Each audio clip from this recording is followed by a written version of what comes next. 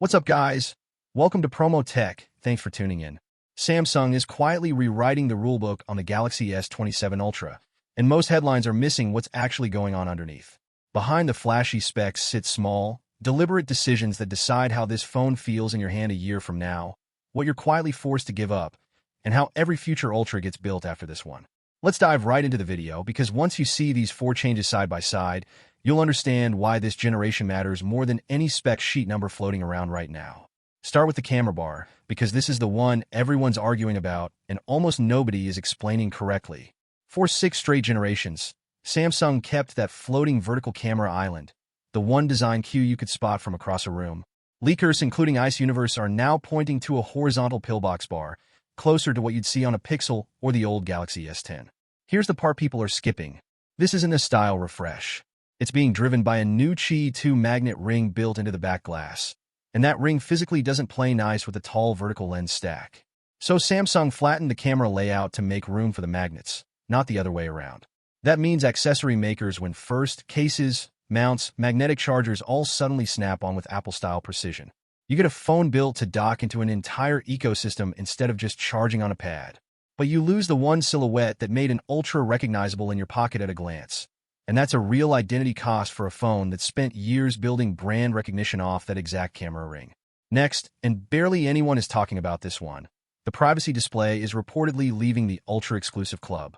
Since it launched, that anti-peaking screen tech was the thing that made the Ultra feel worth the extra price tag.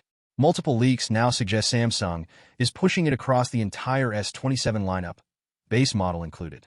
On paper, that sounds generous. Everyone gets the feature. But sit with the business logic for a second. Every time Samsung hands a premium Ultra-only feature down to the cheaper models, it chips away at the one thing that justifies paying hundreds more for the Ultra badge. Regular buyers gain real privacy protection on a budget. Ultra buyers quietly lose one more reason their phone felt special. And if this pattern holds, expect future Ultra models to lean even harder on camera hardware to justify their price, because the software gap between tiers keeps shrinking every single year. Then there's the camera hardware itself. And this is where it gets genuinely interesting.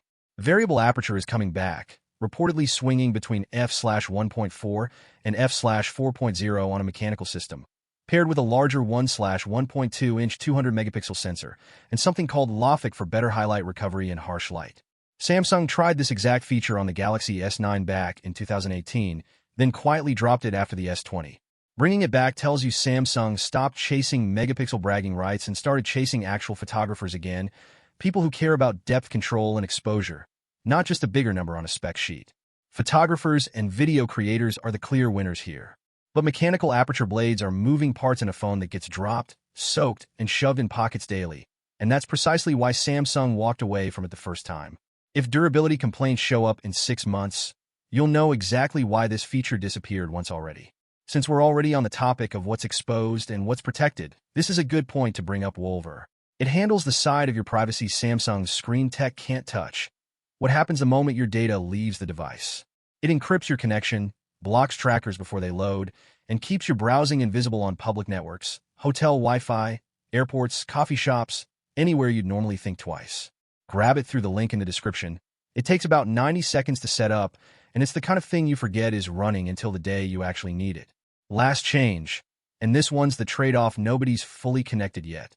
The Ultra is reportedly jumping to a 5,700 mAh silicon carbon battery, a real jump after 7 years stuck near the 5,000 mAh ceiling. That part's genuinely exciting, but a separate rumor claims the phone might miss out on LPDDR6 RAM and UFS 5.0 storage, the faster memory tiers expected to headline this generation. Side by side, that means you could be holding a phone with dramatically better battery life running on last-generation storage speed. Casual users barely notice. Power users editing 8K footage or running heavy multitasking absolutely will. It signals Samsung is now making tier-by-tier trade-offs inside the same flagship line instead of giving every Ultra buyer the full package. And depending how the Snapdragon versus Exynos split shakes out globally, some of you might not even get an identical phone to the person sitting next to you. Before we get further into this, real talk, over 70% of people watching this channel right now still aren't subscribed. This isn't a plea, it's just math, and it means most of you are catching these breakdowns late or missing them completely when leaks shift week to week. If you're the type who actually wants to know why a phone changed and not just that it changed, that's genuinely the only reason to hit subscribe, so you're not relying on the algorithm to remember you exist. So here's where it gets uncertain. If Samsung really is willing to sacrifice a signature design and hold back top-tier storage just to fund a bigger battery and a new magnet system, that tells you something about where this company thinks the real battleground is for 2027, and it might not be the battleground you expected. Drop a comment telling me whether you'd trade the classic camera ring for magnetic accessories, and whether a bigger battery is worth a possible storage downgrade. I'll be updating this the second more leaks confirm or kill any of these.